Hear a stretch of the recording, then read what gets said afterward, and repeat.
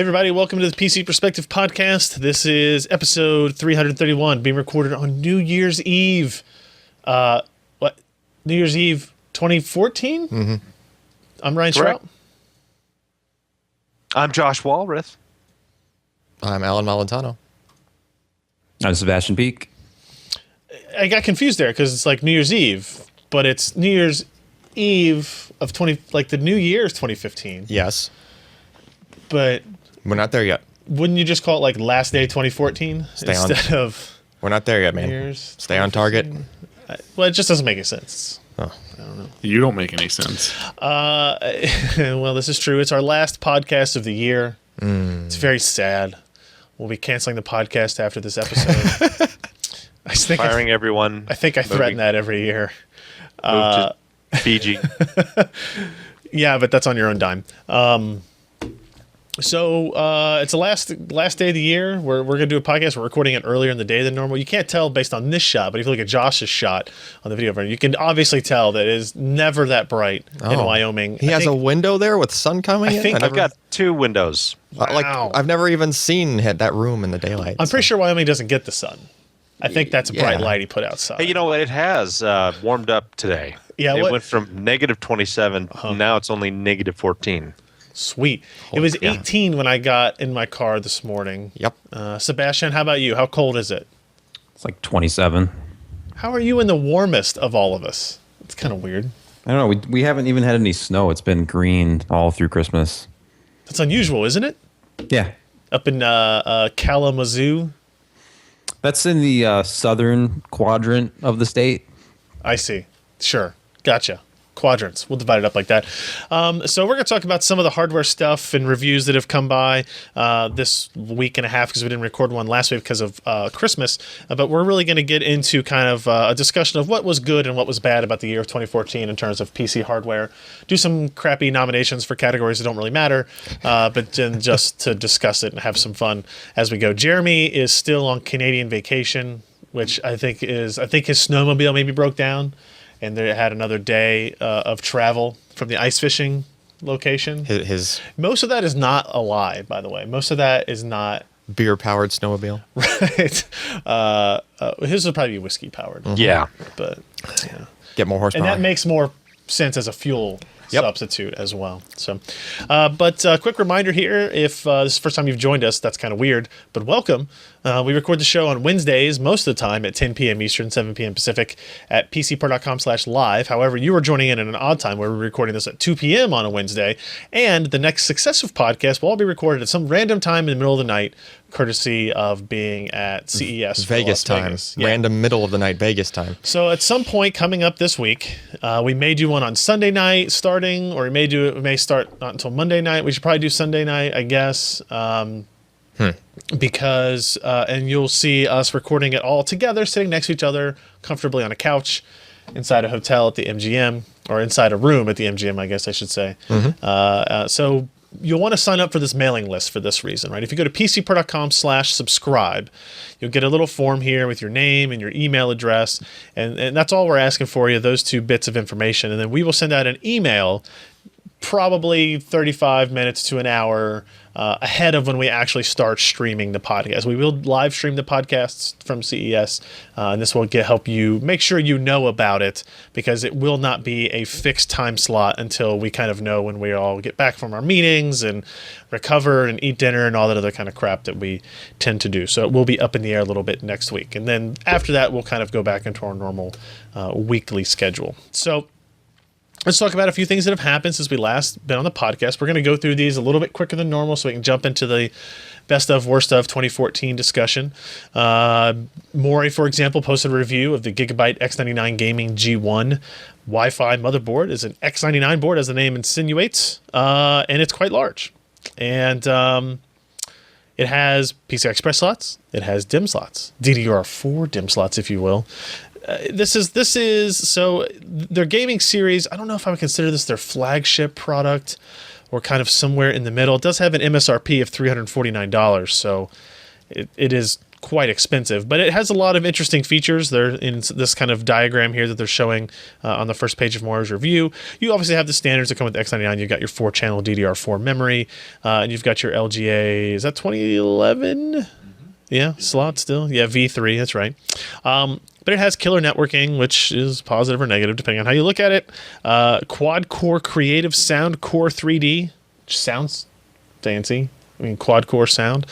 Audio noise guard. You've got integrated headphone amplifier with upgradable op-amp technology on there. Support for 4-way graphics for SLI and Crossfire.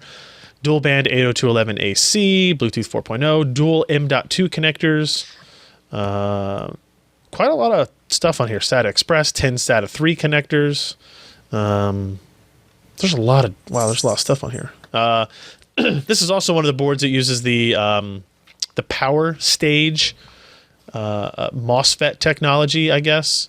That's kind of what the high, low, and correct dry all in one chip. Yep. Yeah.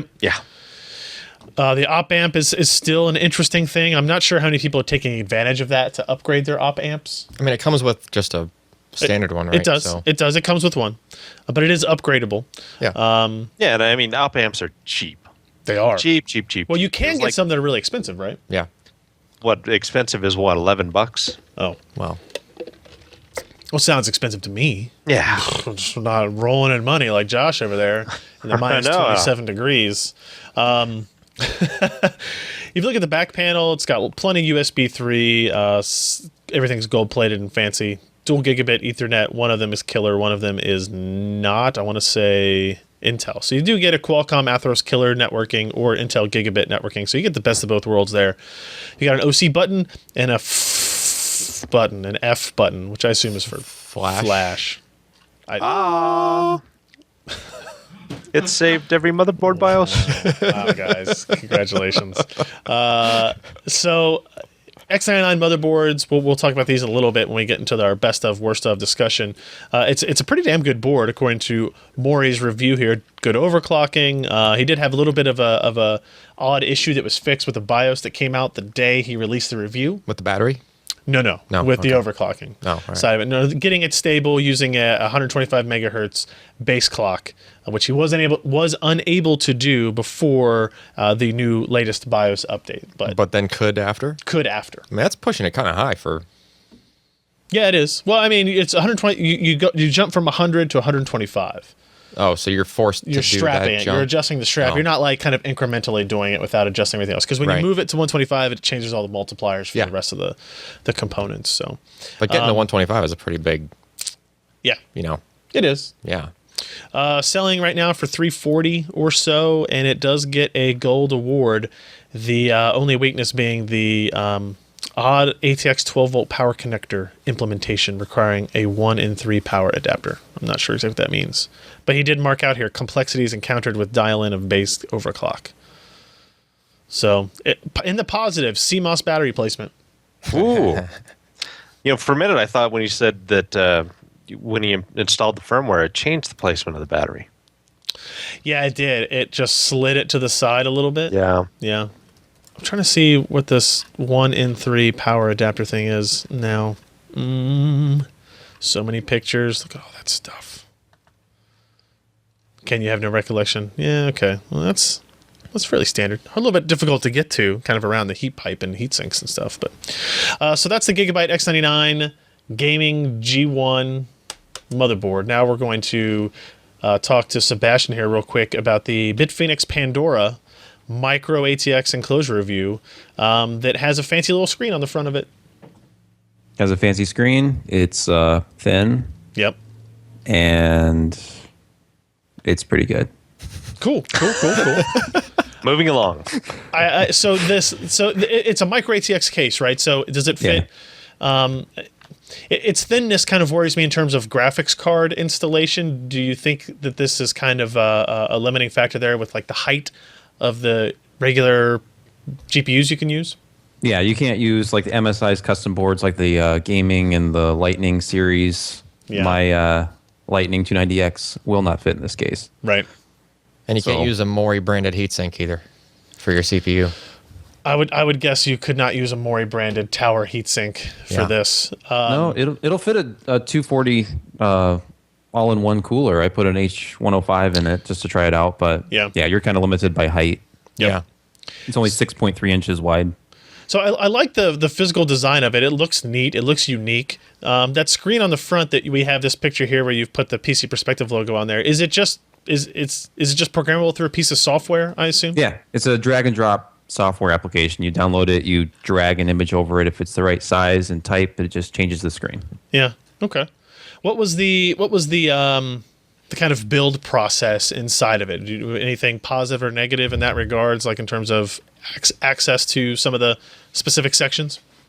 Yeah, when you're installing it, you kind of have to route cables as you go. I put the motherboard in first, and then I couldn't route power to the CPU.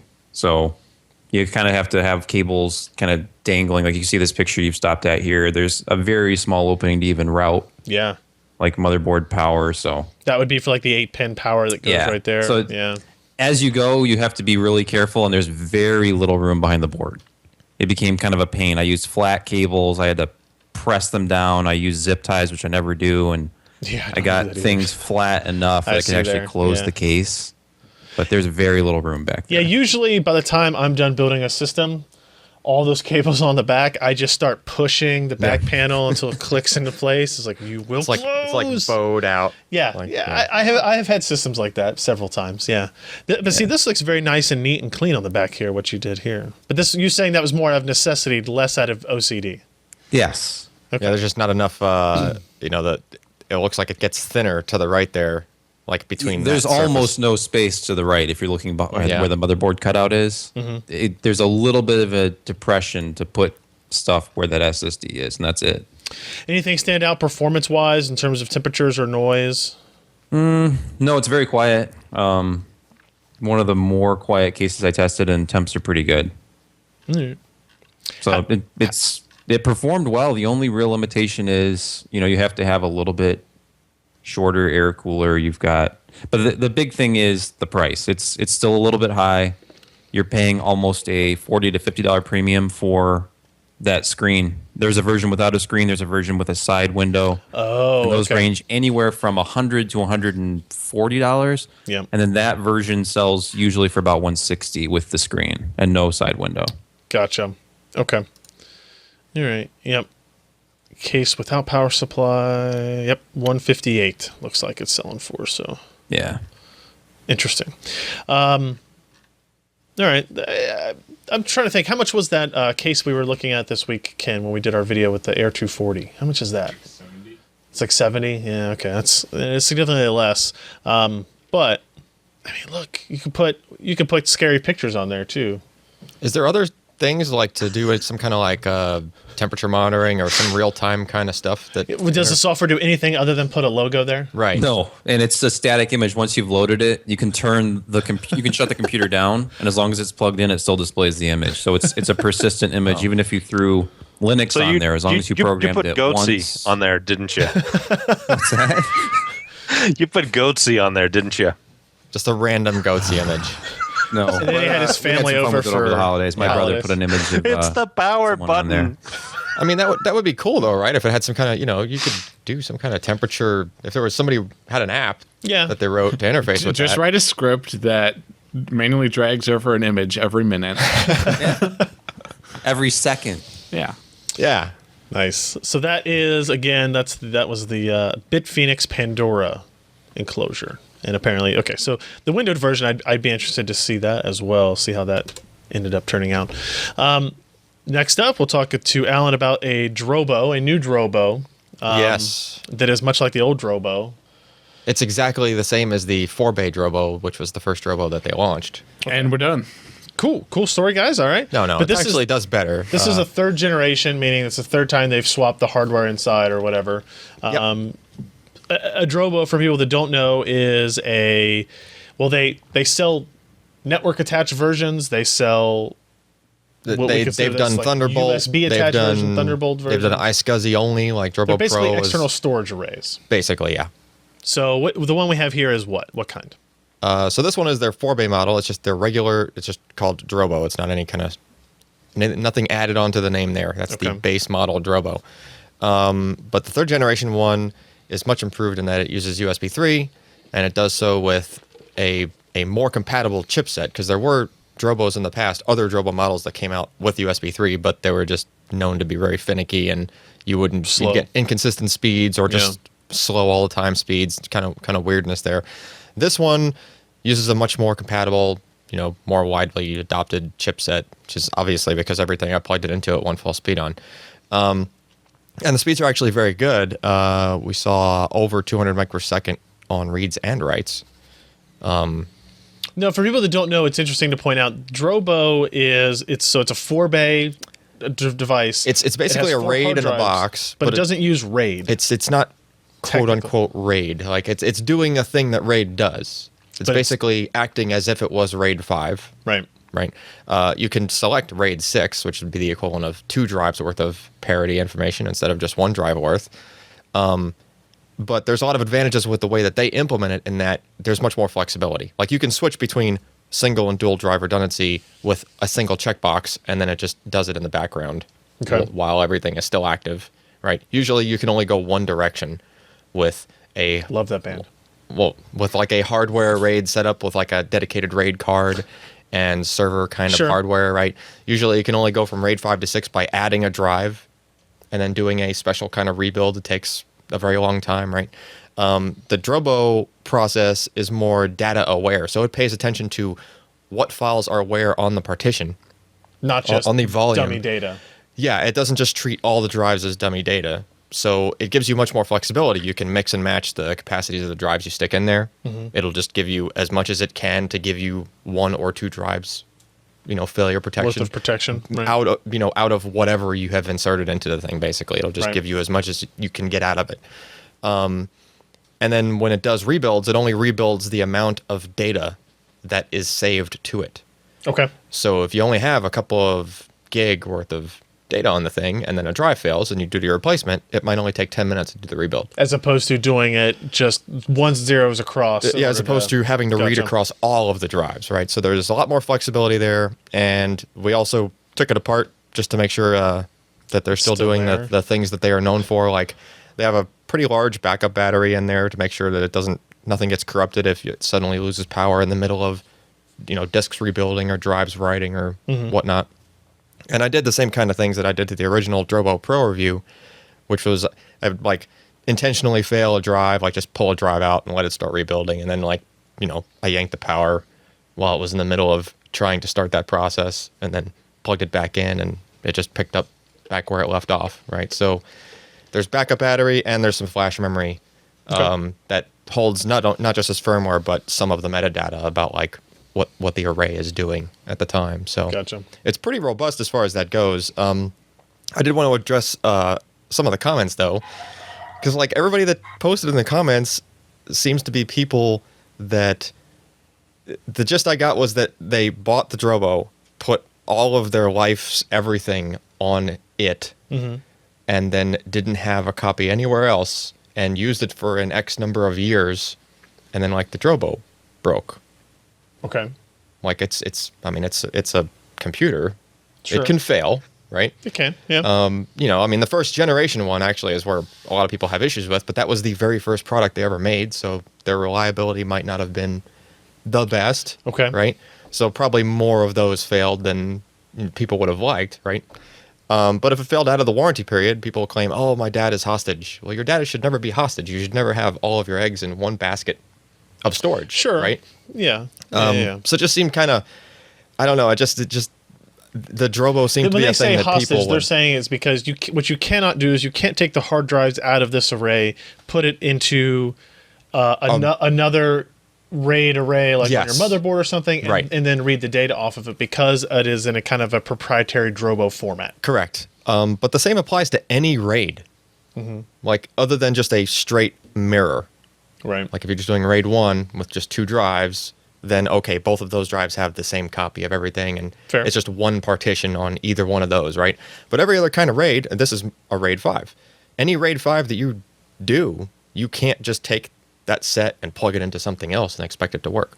Right. It just won't, especially a RAID 5 or a RAID 6 even. So if you had an Eureka card that was doing RAID 5 and the card died, you need to get another Eureka card and plug in. Exact same thing. Well, I mean, any of their line, Right. right? But they're basically the But same I couldn't plug brand. into my motherboard with the Intel controller, No. set it up as RAID 5, and assume to get the data back. It wouldn't even know what you connected, Okay. right?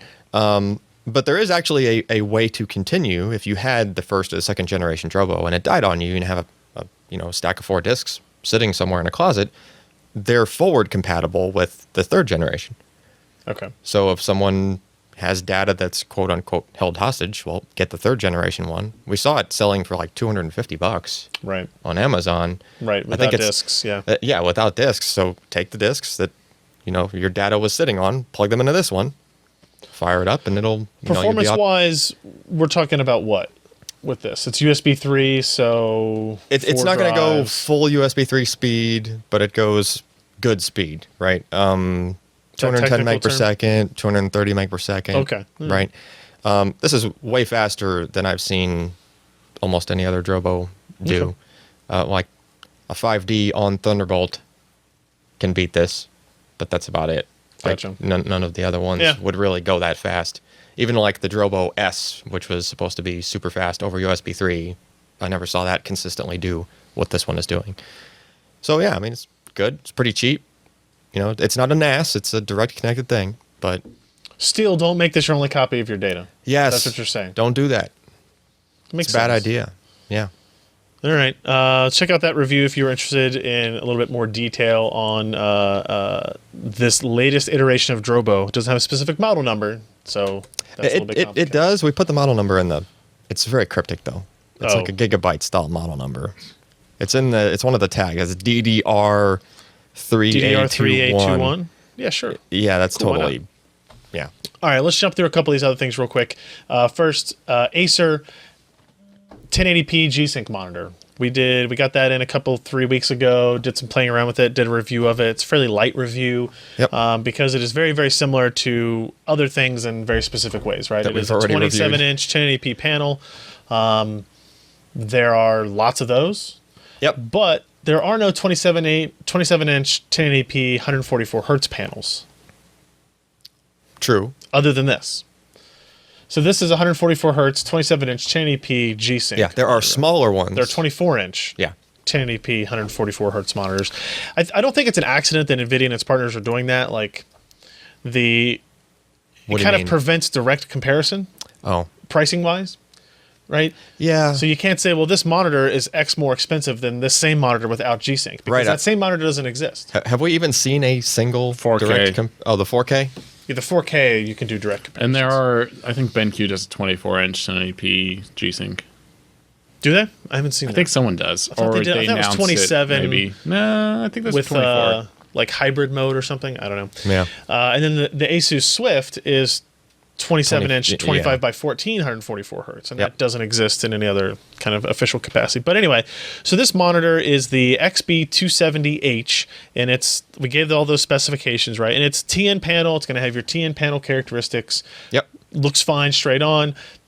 The TN panels have improved. Pretty good left and right. Pretty good top. Bad from the bottom.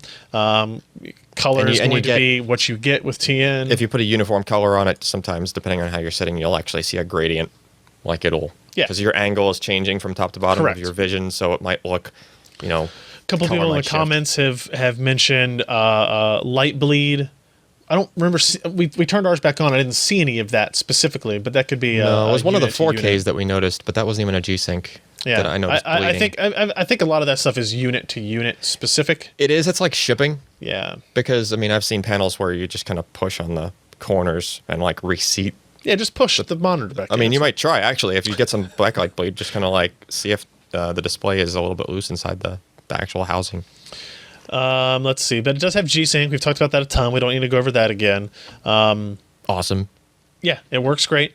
Now the stand design is identical to that of the 4K Acer G-Sync monitor that we looked at before. in Yeah, you terms can of- actually mistake it for Yeah. the 4K. Yeah, it looks identical.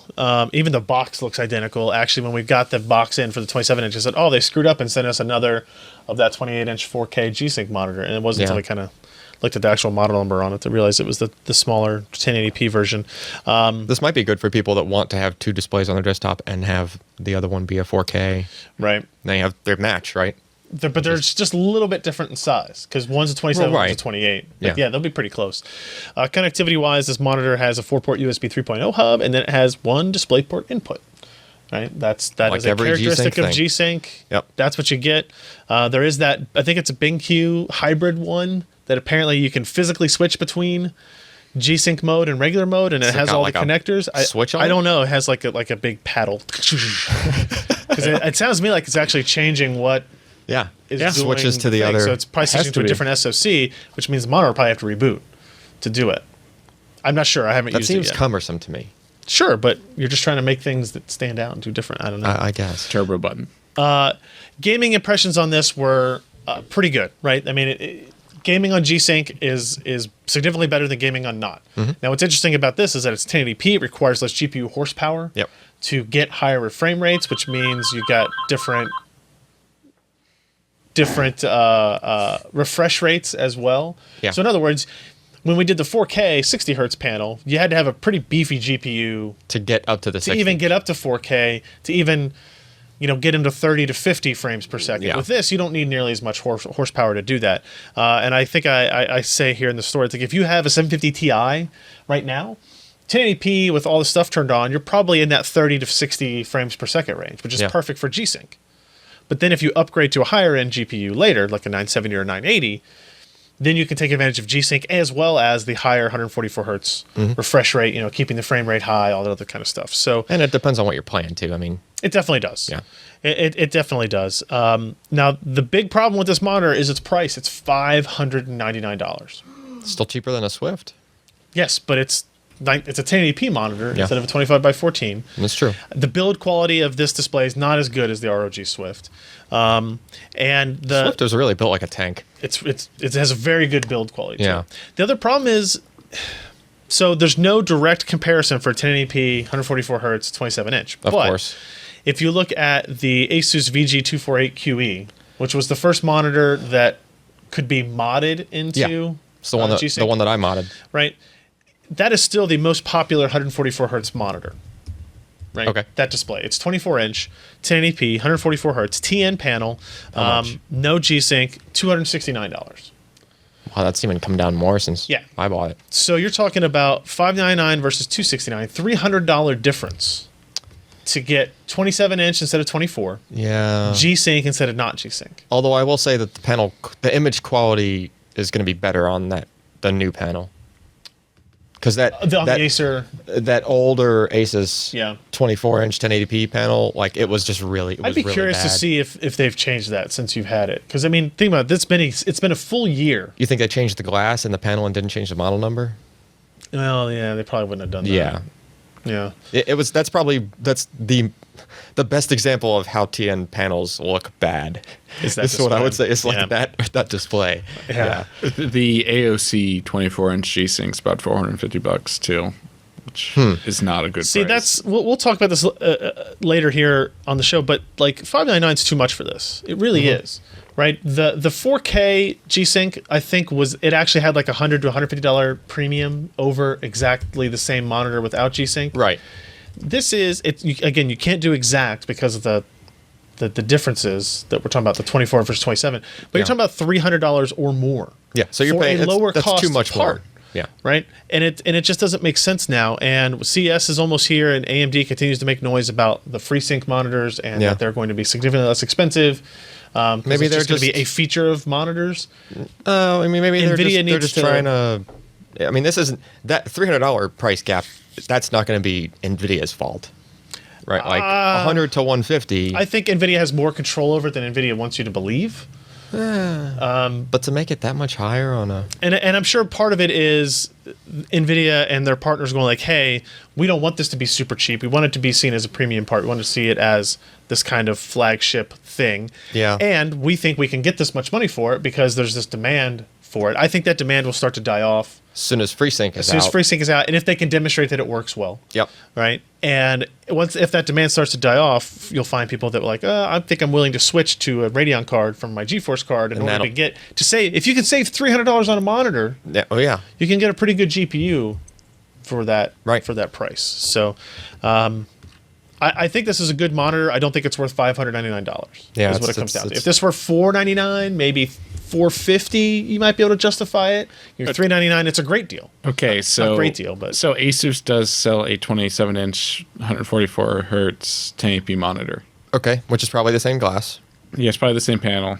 It is $368 right now on Newegg. $368. So it's $230 more for this monitor. Yeah. I can't believe I didn't find that. Newegg search filters failed me yesterday. Then Still, it's too big of a disparity. It's just too big of a price discrepancy to make up for just having G-Sync. Even though I am as big a proponent of the technology as anybody. Oh yeah, but I mean there are disadvantages in that you lose all of the other inputs on the display. That's true, right? Like you don't get all those other inputs that you could get if you actually wanted to also hook something else up to it. You can't do that with the G-Sync panel. So. So check out that review. Like I said, it's a fairly short review, but it give you some idea of what our thoughts and some photos of it and all that stuff. But it's hard to recommend with the price tag that's on it now. Yep. What is easy to recommend? Building computers. I don't always it's a little generic. Just buy a laptop. It's fine. As opposed to paying a lot of money for a pre-built. Just buy a tablet. You don't even need a computer anymore. This is stupid. We did a short video looking at a Micro-ATX gaming build that we did here in the office the other day for no particular reason. But we wanted to kind of, as I say in the article, that even small can be beautiful, right, Josh? That's words to live by. Basically, the assumptions that, hey, if you don't have big, tall, full-size ATX computer case, you can't get high-end components, you don't have a good gaming PC. Obviously, Sebastian has disproven this several times, and we had some components lying around, like, hey, let's shove all this into a case that we like and see what happens. And so we did. We took the Corsair Air 240, which is the dual-chamber, but shorter version of a case that we really like. It has two halves to it. Yeah. Kind of. Yeah. So here, if you look at this picture, you're seeing like the chamber that holds the motherboard, video card, and cooler, but the power supply and everything's on the other side of it, kind of separated, along with your storage and everything.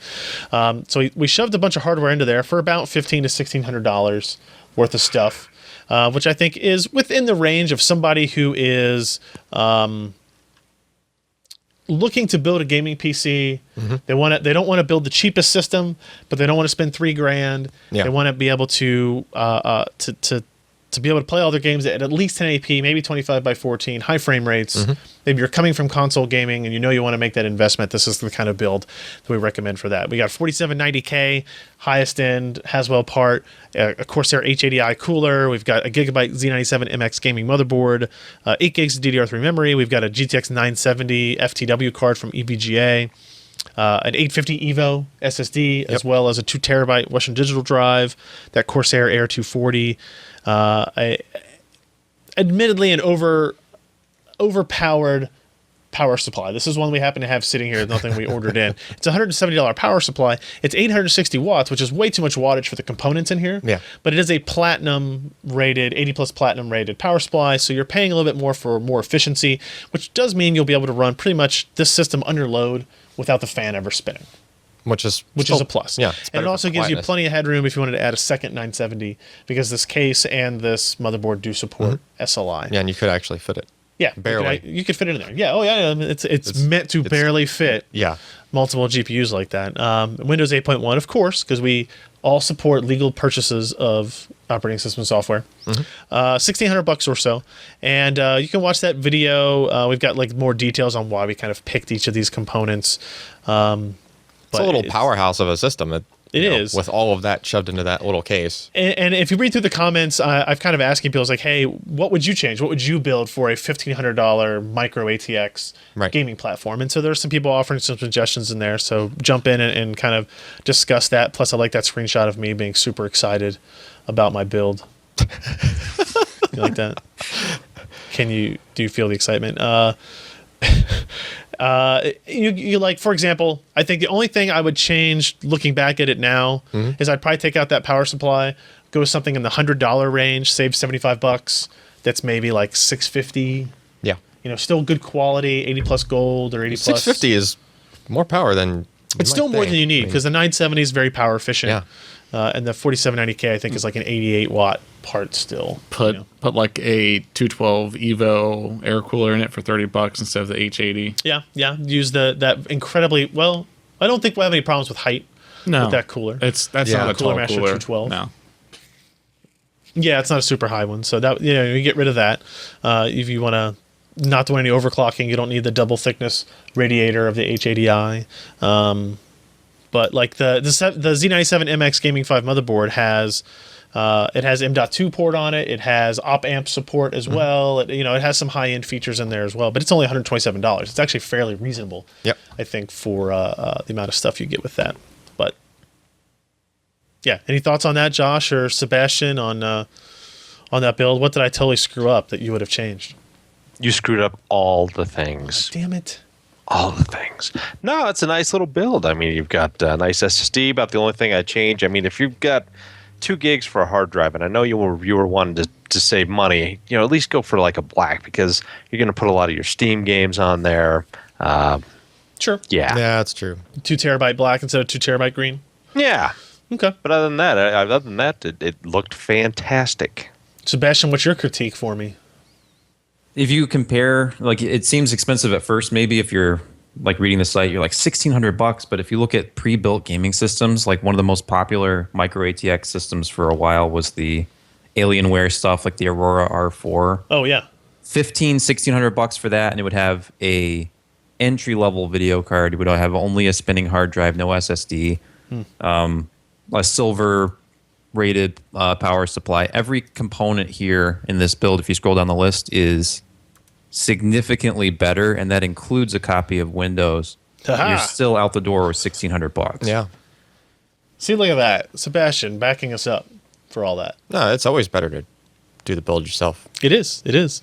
Yeah, just look at Sebastian's builds. He knows all about them. Yeah. Yeah. No, I did not shove in a second processor, but that would be the next. I don't have a second processor slot, so. Yeah. There's 2 more processor slots on that. Oh. Yeah. Okay. Well, Yeah, it's the ones that the processor expansion slots. Yeah. They're on a lot of motherboards. I didn't see right those next to on the there. video card. PCI, processor, central. Central Intelligence. Yes. Yeah. Expansion. Yes. Express. Yeah. PCIe. Yes. Yep.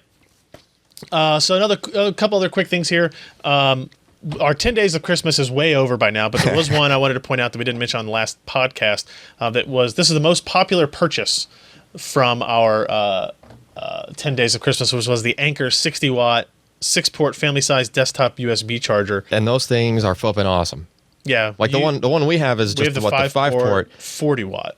And so here's what I love about these guys. Like they originally made this 5-port version of this guy that's on the screen right now. Yep.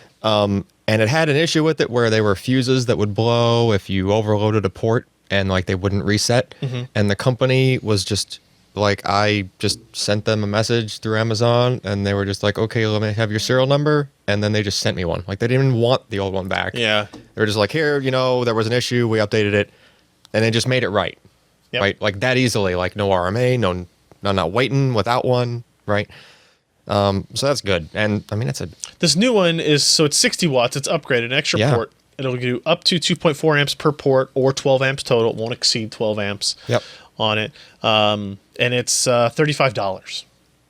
Yeah. And it's just super nice to have. Like it's amazing how many things charge through USB that you don't really think about. And I don't even talk about us because we have way too much crap, but I mean, at your house, you have, I've got my wife's. You've got your iPad, you've got your phone, you've got your wife's phone. Wife's iPad, right? That's 4 ports right there. That's 4 ports, right. Yeah. A lot of cameras these days, like point and shoots, are on true. USB. Yeah. Oh, really? Okay. Yeah. Like I have an IKEA shelf like bolted to the wall in my living room, and the 5-port version of that charger is plugged in the outlet, like hidden inside that, and it's a cubby for all the charging stuff. Yeah. Right. I mean, that's what we kind of did here on our shelving units, is we built like a tablet charging station, and I'll probably it's a letter holder. The 6-port. Yeah, it's a letter holder. Put the 6-port over here. Take the 5-port as kind of my travel one after CES. But for $35, it's just super handy to have. Just buy one. It's yeah. I mean, and the thing you don't realize that much, like there's some people that have like they just plugged a hub into something, right? It's and you're not super slow. Yeah, you're not charging at nearly the speed that you could be. Yeah. It's just so convenient to have all those ports be able to go to 2 amps, right? Maybe not all simultaneously, but yeah, and if you're looking for the specific one, go to the show notes and click the link, because if you just search like Anker USB on Amazon, there's going to be like 900 devices. Yeah. So if you want the one that we're specifically talking about, just go to the show notes and look for the link that what we're talking about. I think they make that one in black too. Yeah, it's available in black or in white. Sebastian, Hey, before you go on. Yeah, sure. 42-0. Oh, that's the score of the TCU. Yeah, TCU is stomping. They're pissed. Yes, they are. I just hope that's the score when Ohio State loses too. So let's talk about. Sebastian wrote a news post here about a Lian Li case that you can mount to the wall, but yet they provided no pictures of said case mounted to the wall. Is that correct, Sebastian? Yeah, there's no evidence of this anywhere online that I can find. Except I just sent you a picture In what? of In HipChat? the back of one of them. Did you send Apparently it it in just has HipChat? like 2 little mounting holes to hang it on the wall. Like a picture? All right, let's see. I mean, I did like, even as a desk standing case, that case looked pretty cool. Yeah, Oh, yeah, so it looks here- great, especially the pictures with the nice red lighting and the Yeah. components they picked. It looks So, interesting. You see this cord coming in here. That's kind of like the only indication that something funny is happening. So let me go, and there it is sitting on the desk. It does look nice because it's got this full glass Yeah. window. And it's set up with On a it. PCIe extender built Right. in. Yeah. Right. Yep. So it routes down so that your video card All right, is let me switch is over sitting. here, Ken, get to the. it the looks other kind of photo. angry. It looks angry, you said? Let's see. It would go perfect if it comes with that red lighting. Then it would go perfect with like an ROG setup. So here is a picture of the back. Okay. All right, so Boy, then that doesn't look like enough mounting for. it something really that doesn't. heavy. It just holds just 2 screws. Well, I mean, how heavy could it be? You're not going to fit a whole bunch of hard drives in there, It's pretty It's in a- heavy. right? It's the empty case is 14 pounds. So once you add components, Power supply. here, that shelf that Alan was talking about, that's how you truly mount it on the wall. You get a shelf that'll hold at least 25 That's or 30 true. pounds. They're called toggle bolts. and you set it on the wall. titanium Yeah. bolts, and make sure you hit the studs. That's the least. Like, I was expecting something way different than that on the back of this case. Than, like, and like the thick, like in order to put that Well, in wait. there and have the screw slide up, that's a fairly small screw. Were you expecting a back for one, or are they showing it with the back off? Is there a the back? back? I think that's it. That might be it. That's If the it's larger mint. one too. Right. That's the 07. We'll- the one we'll in have the to- news post is the 05. We'll have to check these guys out at CES. Run Yeah. it down and see what's going on here. That's weird. It doesn't.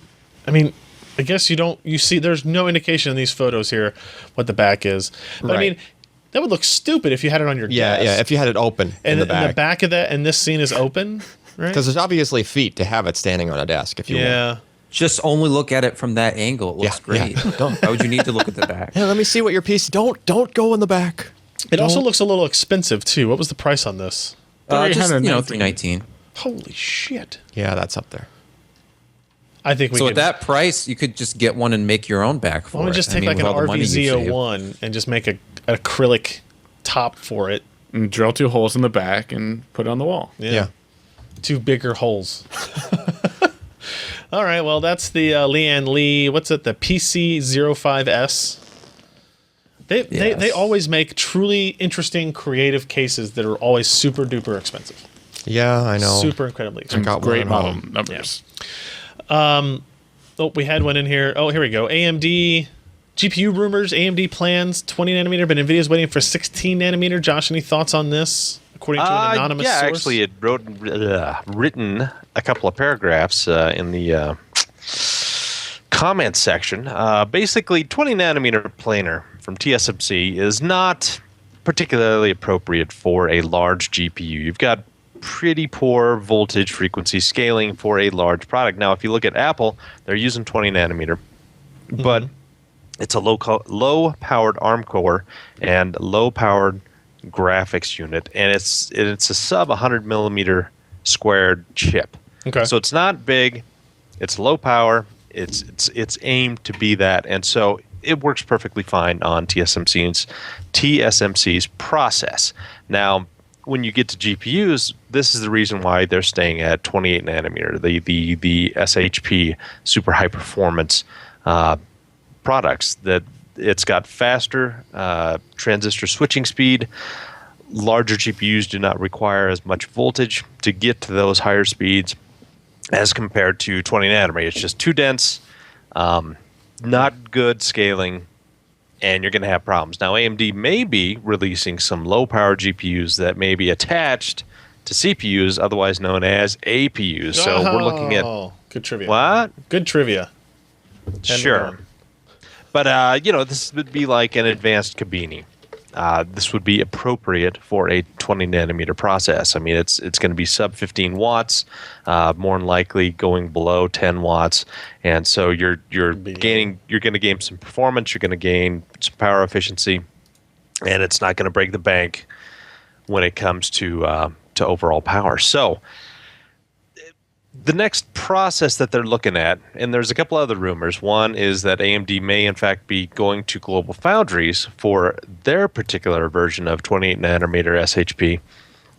It's a slightly denser product than TSMC's.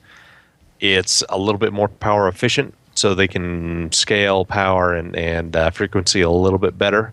And when you combine that with the latest GCN architectures, like the R9 gave us a glimpse of a little bit better power efficiency. What may come out of this is something, that will at least come close to what Maxwell provides. But after that, it's going to be 16 nanometer FinFET and 14 nanometer FinFET. But TSMC 16 is going to be here first. They're doing some risk production right now. They're going to go full scale, I believe, closer to the end of the first half of next year. And we're not going to see these GPUs until at least fourth quarter of 2015 based on 16 nanometers. So in the meantime, we're going to see a couple other different process technologies used depending on the product. And it's going to be interesting to see how things shake out. I'm all about this leaked claimed 3072 CUDA core GPU with a estimated range of 6.75 to 8.5 teraflops of performance, which is about on par with a Titan Z, only in a single GPU, based on what Scott wrote here. So that would be cool. Yeah.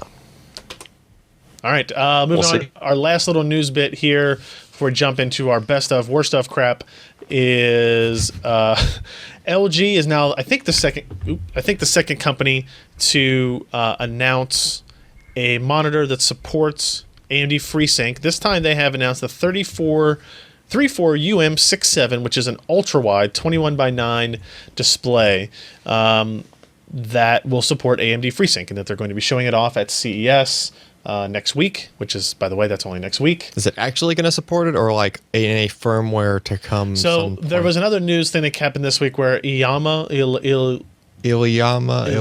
yeah, I think it's just Iyama, and that's a Korean company, I assume. If it was Josh Tech, it would be Iyama. Okay, all right.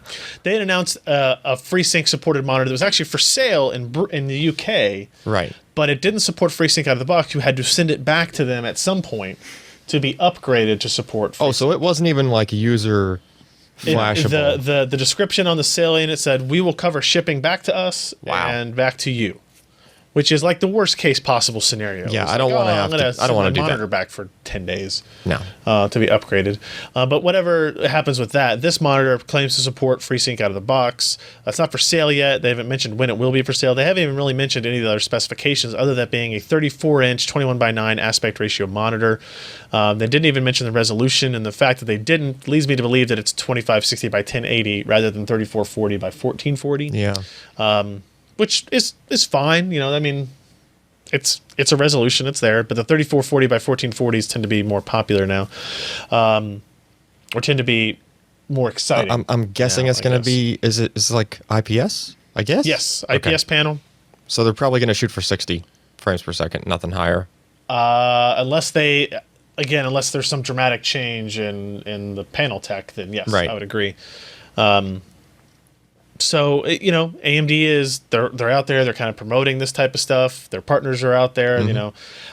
Still, we have no idea how it's going to work. I still haven't seen it. How many months ago was that we were going to see it next month? Several months ago that we would see it next month. Okay. So, and even more annoying to me is that what will happen next week at CES is that I will sit down in front of it for 5 minutes and then be expected to make some kind of judgment based on that. And if I don't, hundreds of other people will write about how great FreeSync is, having sat down in front of it for 5 minutes, which is not great, right? And because the problems, the few problems we've had with G-Sync took a long time to find. So we need as many eyes in that room, as we can. I mean, So you're basically doing meantime between failure testing. Yeah. Get 30 journalists in there staring at the same screen. And then if it fails once during that. If one person sees a problem with it, then we can, 1/30th. I intend to find the problem if there is one. Ken and I talk about this quite often. I haven't used any of the 21:9 monitors here, and I feel like that is missing from my. There was a couple at QuakeCon that I was checking out. Yeah, but we need one in here. I need to just buy one of those. Korean ones. Is that 34? Do they do 34x14? No. What's the other one that's? 60. See, LG's the only one that does 34x14. Okay, right so now, I think that was the one I saw it. I think Philips is a. They don't have one yet. LG's the only one that has a 34x14, and it's like $1,200. Yeah. And it is it's not a impressive. FreeSync monitor. It is impressive to look at. And you can get that one curved. You can get it curved or flat. This one is flat. I feel like I need to do that, but I don't want to spend $1,200. Yeah. But that's all right. Well, we will have, I'm sure, plenty of monitor discussions to be had at CES. So now we're going to get into this weird crap. Hardware picks of the year. This is in no particular order. This is no particular reason for us to do this. We don't give out awards. We're not sending out trophies. Nope. We're just wanting to talk about it. Things like what's the best graphics card 2014? Best CPU, best storage, best case, motherboard, price drop, mobile device, best trend, worst trend, things like that. So we thought we'd just throw this out here and talk about what happened in the world of hardware in 2014. Let's start with GPUs. I like number 4. That's number 4. Oh, yeah. Should probably be in the worst. Graphics card in 2014, and we're talking about hardware that was released in 2014, not hardware that became popular in 2014, stuff like that. So there was actually not that many GPUs released this year, as it turned out. We have the GTX 980, the GTX 970. Probably the biggest release. The GTX Titan Z. Probably the most expensive release. The Radeon R9 285. The Radeon R9 295 X2 actually came out early in 2014. Yeah. And then the GTX 750 Ti. I think there was also like an R7 265. I think we saw that, Ken, right? So of those cards, let me throw this out there. I'll start with you, Josh. Of those cards I named, other than the Titan Z, what card do you think, and again, we're using best graphics card 2014, but it doesn't mean best performance. It just means best in terms of what we think about it. What do you think made the biggest impression or was the most important? It's got to be the GTX 970. In terms of price, it didn't break the bank. Performance was outstanding. It was as fast as a GTX 780 or an R9 290, around that area. But it was very cool running. It didn't pull a whole lot of power. You could overclock it some. Had a nice new feature set to it. MPAA, a couple other little things in there. It's hard to, in my mind, to beat that for really one of the best cards. Price, performance, features, all of those things. It just kind of hits. The 750 Ti was similar in that it was incredibly power efficient. By the way, I just noticed that our videos, you're wearing dark colored shirt. I'm wearing dark colored shirt. That we have a new dark colored top on it, and we all kind of blend in a little bit here. The 750 Ti was of a similar. It came in at a super aggressive price point. Yep. It was incredibly power efficient, and it created, in my opinion, kind of this like market or segment defining change, right? Where it was like, hey, it doesn't require power connection. It runs off 75 watts, and yet you get all this performance out of it. That's why we did that story. Like, we still have those 3 systems we bought at Best Buy. up on the top of our shelf. It was like, hey, look, you can just buy a $400 machine off the shelf. Yeah. And plug in a 750 Ti. It doesn't require a special power supply. You don't have to change anything. It doesn't require PCI Express connections, power connections. And it fundamentally changed what your system could do. Yeah. You could make it a gaming PC, if you will. I think that kind of follows in that. The 980 is a great card, but it was just pricing wise, it came out more expensive than it should have, I think, in terms of competition with the 290 and 290X. What about the R9 285, Josh? Any thoughts on that? It's an interesting product, but it didn't quite go far enough. It was nice that they enabled the DMA transfers.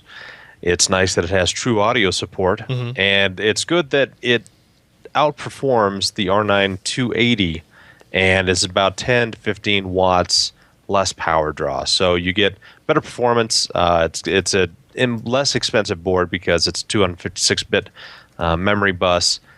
But they just didn't seem to do enough to kind of catch up with NVIDIA and Maxwell. And no takers on the 295X2.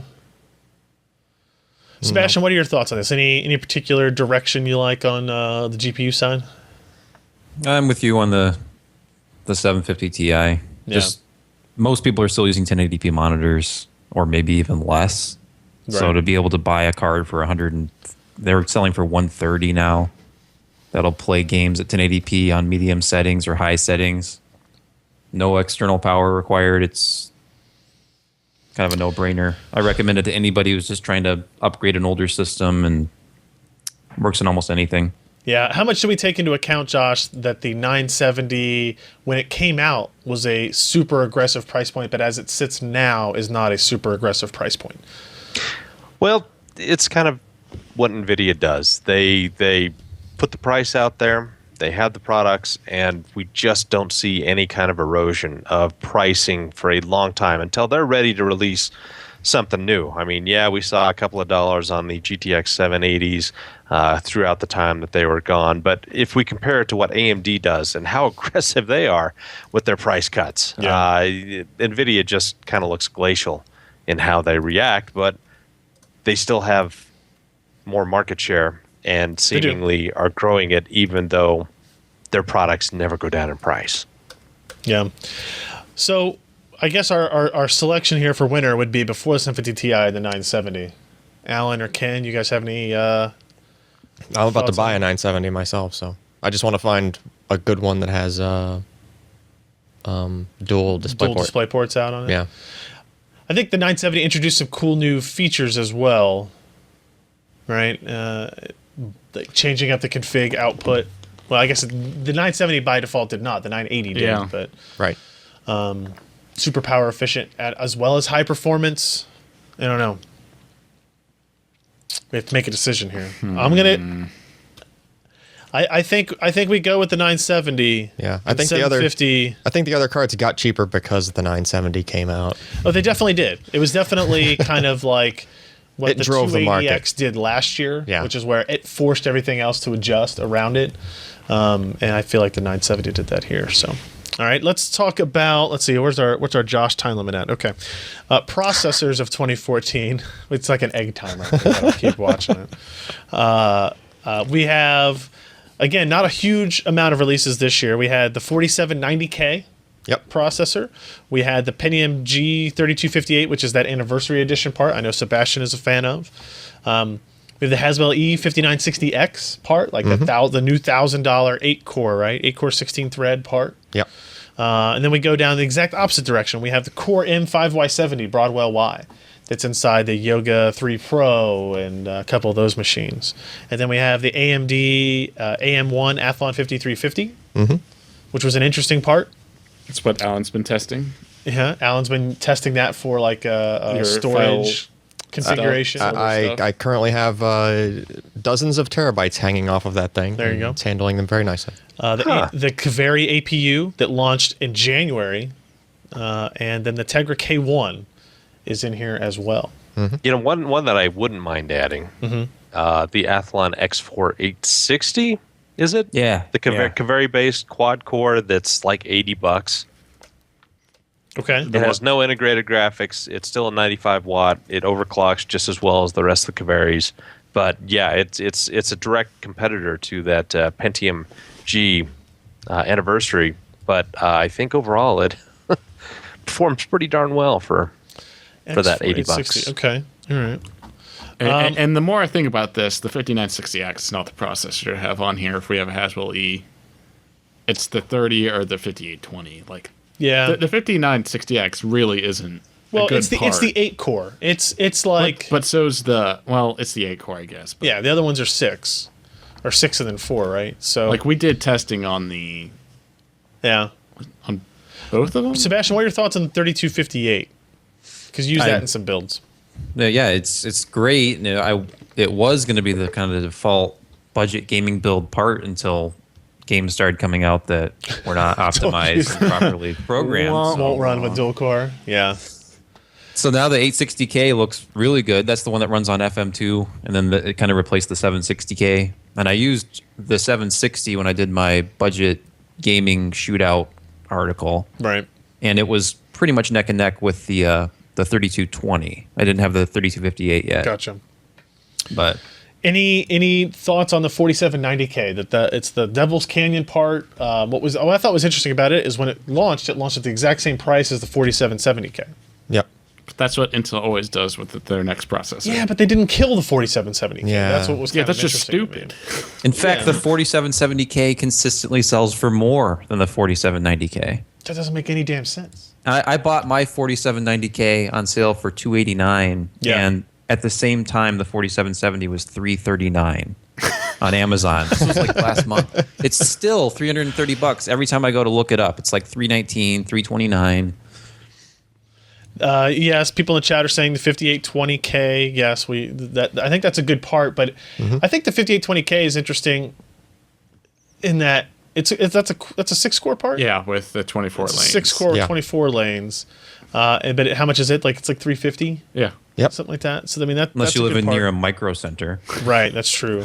You get it for like 300. But that think it's processor like requires you to get a $249? more expensive motherboard and then DDR4 memory and stuff, which has its advantages, but is also a cost disadvantage. When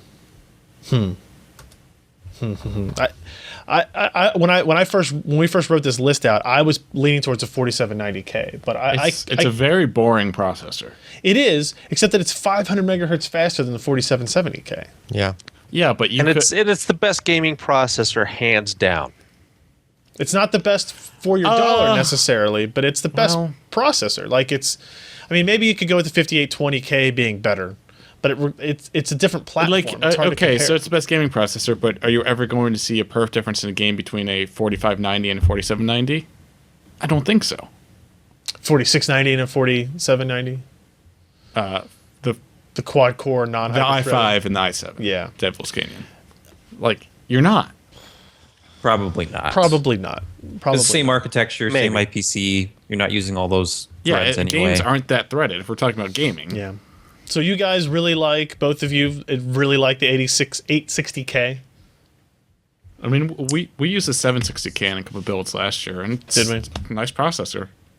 Yeah. It's Josh, getting cheaper Sebastian, too. yeah. This morning I saw it for $69. You can get some Tiger really Direct. cheap motherboards. Because Yeah, FM2 spend like Plus. $60, like $65 on a board. The only thing I don't like about the 860K is that you lose the true audio support, which because the GPU you can kind of take it and leave Yeah. it at this point because there's 5 or 6 games that actually I would say support that technology. if you're buying an 860K, you're buying a discrete GPU, right? yeah. You have to. So you'd have to Yeah, stay that's with true. it. Yeah, it you have requires to. That was I still that cheap. And how cheap are FM2 Plus motherboards? Even decent ones. Pretty And damn above cheap. decent. are we picking the 860K then? This was It's an interesting pick, but not my. I don't know if it's the greatest, but boy, it's interesting. I mean, if that's a runner-up, then we have to pick a winner, right? And I'm looking at these other parts, and unless we put the 5820K on there, it goes to the 4790K. yeah. I don't know. I mean, yeah. I think for overall utility and performance, 4790K. For the price, yes, it's more expensive, but boy, you just get everything you need. I mean, considering you could get it on sale, for the last few weeks for under $300. Yeah, but that was a Christmas sale. That's done. That's not gonna It will happen. It went to now $339. It's still not. But it's not dramatic. That was a very rare sale. Intel processors don't go on sale unless it's through Micro Center. Unless it's through Micro Center. Correct.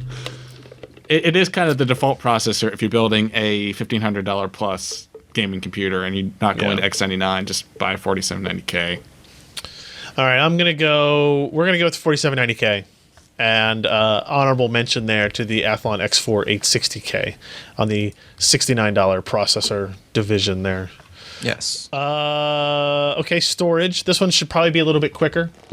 We have 850 Pro, 850 Evo. Yep. With the Crucial MX100.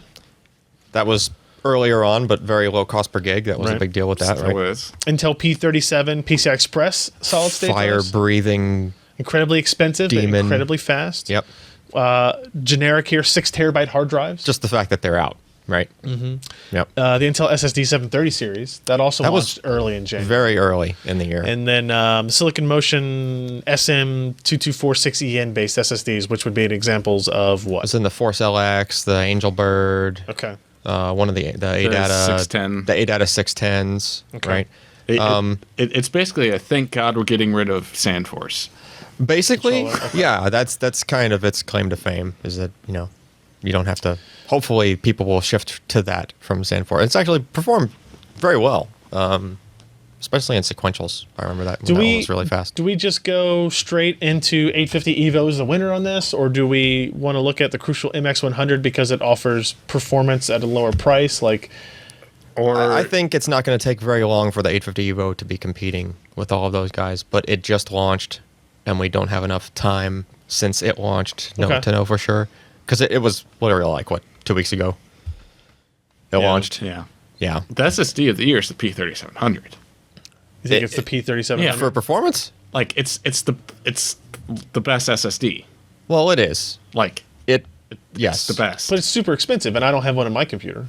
That's true. You're talking two. But you have a SandForce drive in your computer. You're talking $250 to $3 a gig. Yeah, but for it's it's the first time we've seen an SSD do anywhere near what that can do. True. Yeah, and it was the first main one to come out with NVMe support. Yeah. It's like the original OCZ SATA SSDs. It's the beginning of something. Yeah. As far as the one that I think is going to have the most impact, I think is the 850 Evo. Oh yeah. It's kind of the utilitarian drive. If you want an SSD, Yeah, I think it's going to end up. Evo. I think it's going to end up in just so much stuff. Yeah. Josh, you were about to speak. No. Oh, No. fine. Sebastian, were you about to speak? I was not. Damn. Right.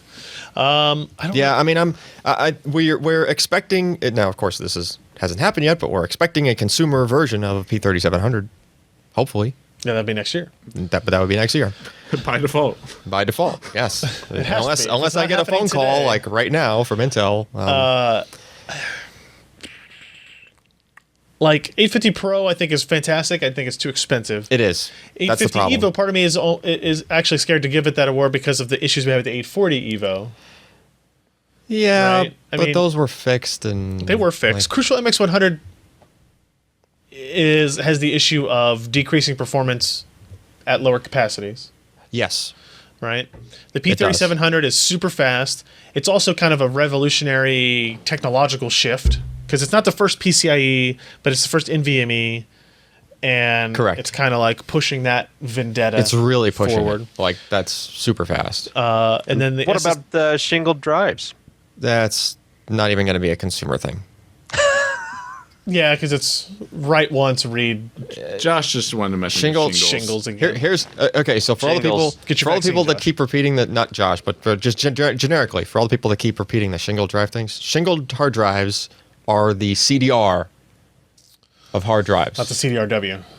Well, Yes, no, they're CDRWs. CDRW. Because you had to go back and erase sequentially. You can only append, and then if you want to go back, you have to. Yeah. And I'm sure that they will section them off, like maybe a few hundred gig or something will be a sequential shingle or whatever you call it. And then they'll put a break, right? So you're not forced to rewrite 6 terabytes or 10 terabytes. So like the or track something. gap in LP. Yeah, they'll do some kind of staggering it, but it's not. OSs can't handle that natively. Like you're gonna have to use special software. It's like you'd have to use like a backup program to. So write anyway, to a we're single picking drive. our drives. What do we pick as the winner? What is the winner and then the runner-up? Winner and the runner. Best doesn't always mean fastest. It can mean fastest, but it doesn't always mean fastest. Yeah, it doesn't have to mean cheapest either. It does not have to mean cheapest per gig either. You're correct. What is your favorite SSD? Well, my favorite, simply due to the extremely low latency and the new flash memory that's involved, is the 850 Evo. Because it is a very, very, very low latency, and that is going to let, say, Samsung releases an NVMe PCIe SSD next year as well. I'm not holding my breath. Right? Their PCIe SSD, and that's NVMe if it exists, compared with the P3700, I think Samsung's would actually outmaneuver the P3700 because Samsung's going to have the advantage of that flash, right? So Evo is our winner. Yep, and I'd make the runner-up the P3700. Man, Intel's gonna be pissed. So Intel's got to do that 3D flash stuff, man. So many fast SSDs. Do we need to take a break here? Do we? Josh? And I would like to have a small bite to eat before I went back to work. This is no ridiculous. soup for you. we can rearrange our hosts. Okay. Let's So swap let's out. do that. Josh, is there And anything? by the way, the 860K is already sold out in Newegg. Apparently, it was a popular processor. Josh, this as you Christmas look season. down the list there, is there anything else you want to comment on before we kick you out and see you in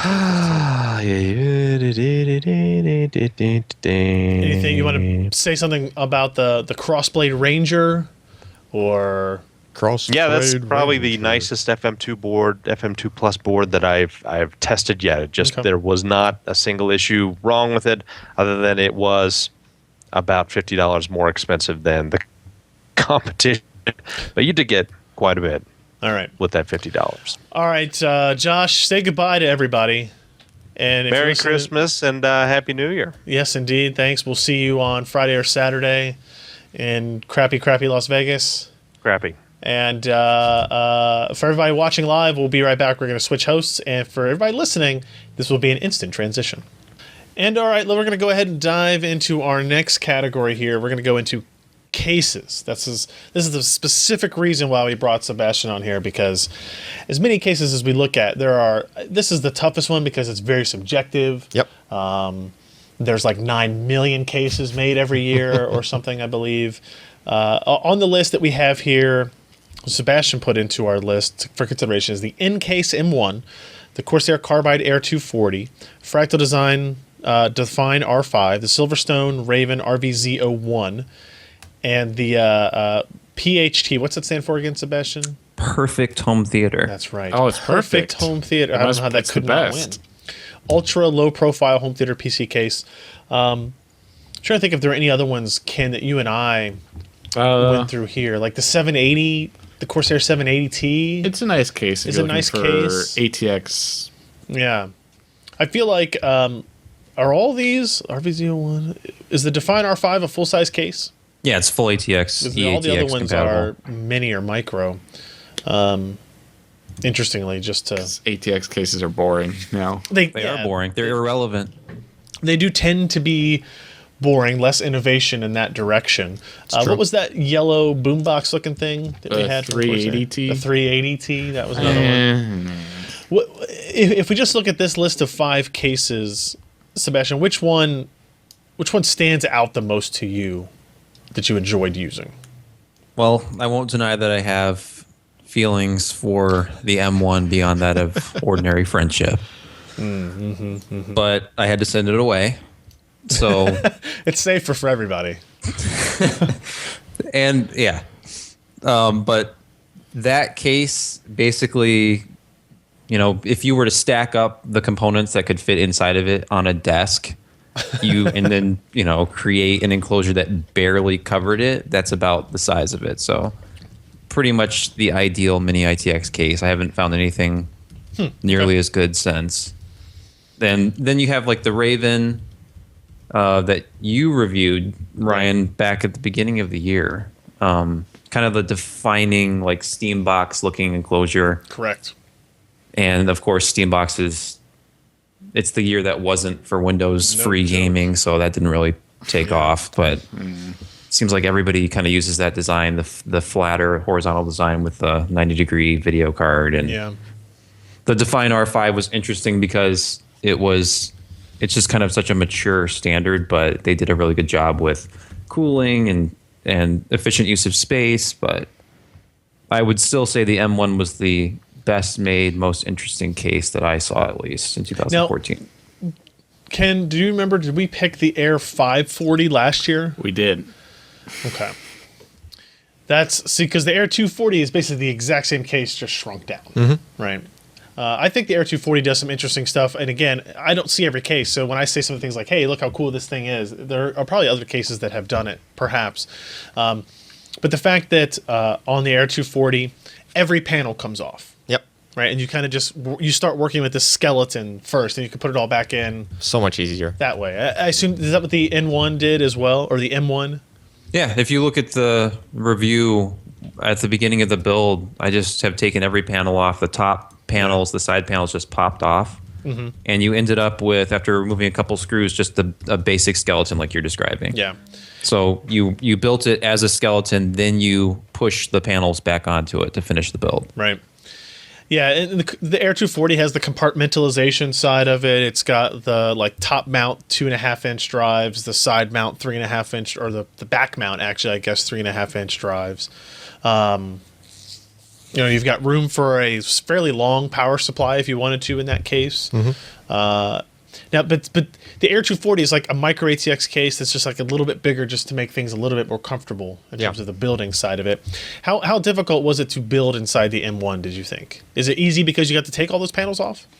It was easy unless you're using an all-in-one cooler, because then you had to worry about how on earth do you get the hoses for the actual water cooler to go in, because when you put the side panel back on that held the all-in-one cooler, then you couldn't see underneath it, and you were doing it all from the side. So that was a pain. That was the only part of it that was rough. Every other part of the build was easy. Now, the perfect home theater case was not perfect, as it turns out. Right? There's too many caveats with it. You have to use thin mini ITX. You have to use the smallest CPU cooler of all time. And there's only like 2 in existence that were even shorter enough, because you'd think that you could use a Noctua cooler because you can find one that has a 23 millimeter. Oh, that one doesn't work? Sink. No, because the fan extends beyond the 23 millimeters. It has to be 23 millimeters total, including fan. So that's really pushing it. Yeah, it's the one that they sent along with it worked really well. Hopefully. But you have no flexibility. You have to pay whatever they're charging for it. Gotcha. I don't have any issue then allowing the Encase M1 to be our winner. I guess the only problem with it is that you have to wait for those small batch pre-release cycles and then pre-order it. It's difficult to get a hold of, essentially. Yeah. Right. For a case you can actually go out and buy, there are a few cases better than I'd say the Air 240 as a Micro-ATX build. Right. There are a few cases better, if any, than the R5 as an ATX build, but Apparently, the Air 240 was on sale for like $30 yesterday on Newegg. Really? Yeah, I don't know if it's still there or not, but it was $30. Wow, that's pretty damn cheap. Pick up 2 and just like glue them together. Drill holes between them. You can make your own stacker. Make your own stack cooler master stacker design. You get all kinds of graphics cards in there. All right, so let's go with the M1 runner-up Air 240. I think that's a good showing for Corsair. We don't want to pick the midget brother of the 540 necessarily to win anyway. For our best cases. And again, that is the category that is probably the most subjective. Maybe followed by this next category, which we really should have had Maury on for this, but we're just gonna by proxy, I guess, give us his opinion through Hip Chat here. That's best motherboard of 2014, which is even more difficult because there's 8,000 of those. So many motherboards. Rampage to Extreme. Yes, Rampage to Extreme. All right, done. Winner. Okay, that makes this a lot easier. You've got AMD and you've got Intel, and you've got Like even if you look at just the Z97 chipset, how many motherboards did Asus launch? I know, right? Gigabyte launch. That Z97 stuff was like a dozen motherboards from every manufacturer. And then plus we had X99 launch.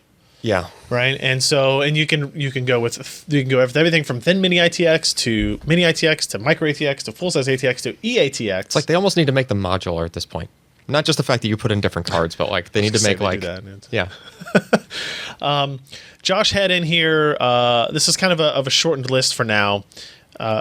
Josh had in here the Crossblade Ranger. He thought that needed to be mentioned before he got cut off. Which one is the one I'm testing, Ken? Which one? That AM1 board. Oh, that was AM1. Okay. Yeah, sorry. that's a mini ITX board, isn't it? Yeah. Yeah. Yeah, the AMD It's AM1. the Gigabyte one, I think. Yeah, I think so. Yeah. Yeah. Crossblade Ranger is like an FM2 board. He said it's the best FM2 board ever built.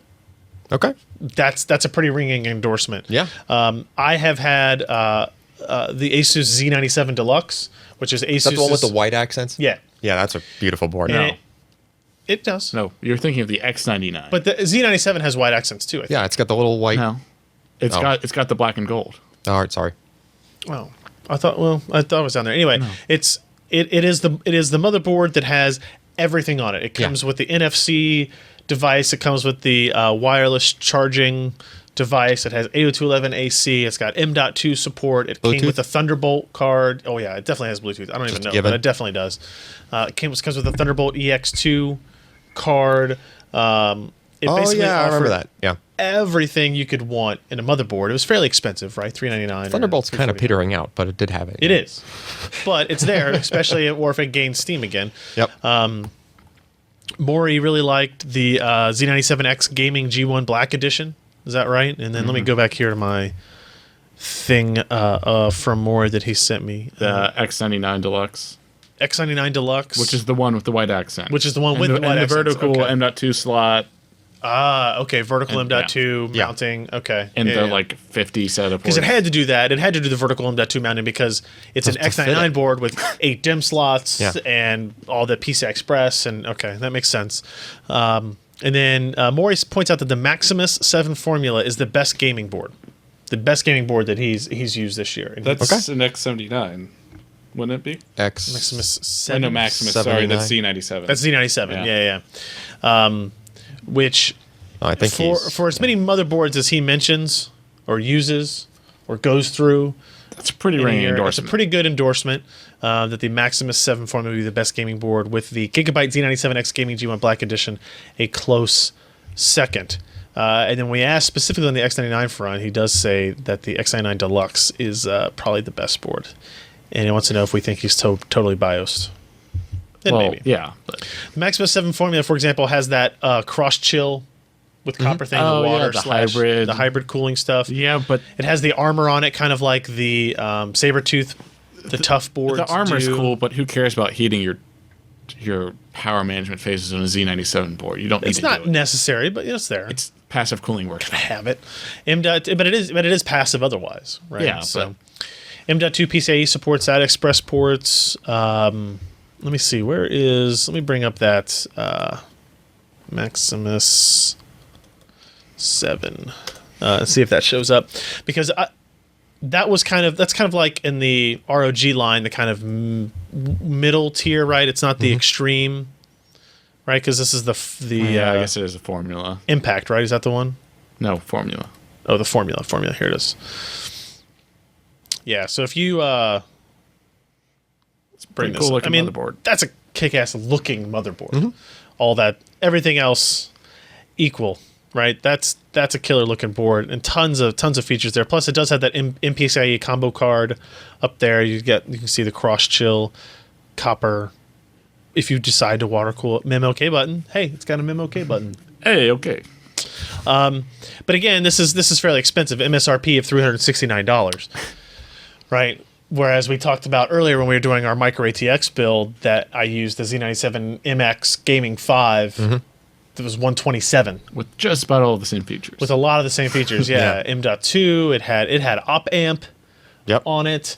What was the board we just talked about? Oh, the board that Maury just reviewed had op amp on it as well. The X99. But it was expensive. It was $3 something as well. But that was an X99 board. Yeah, this is such an impossible, like, I know. To me, even more so than cases. Oh yeah. It's kind of like, I don't know, if you want a cheap motherboard, don't buy this one, right?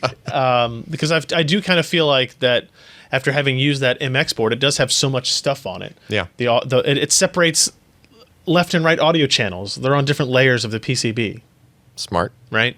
And then it has that op amp capability in there. It has 802.11 AC. It has gigabit Ethernet, right? 2 NIC. We know 1 NIC. I think that one's only one. I can see it from here. No, it's 1. Yeah, it's just one. Lots of USB 3, lots of charging ports. Is that VGA output? Sure, why not? Probably. Sure, why not? 2 PS2 ports. Well, I hope it is an RS-232. Let's put it that way. Well, yeah, serial ports. Did the best. I don't know. I feel like making a decision here without Maury on the line is going to be disingenuous. I'm going to announce. I'm just going to say the Z97 Maximus 7 formula is going to be our winner here. I don't give a runner-up to the Crossblade. You think the Crossblade? Yeah.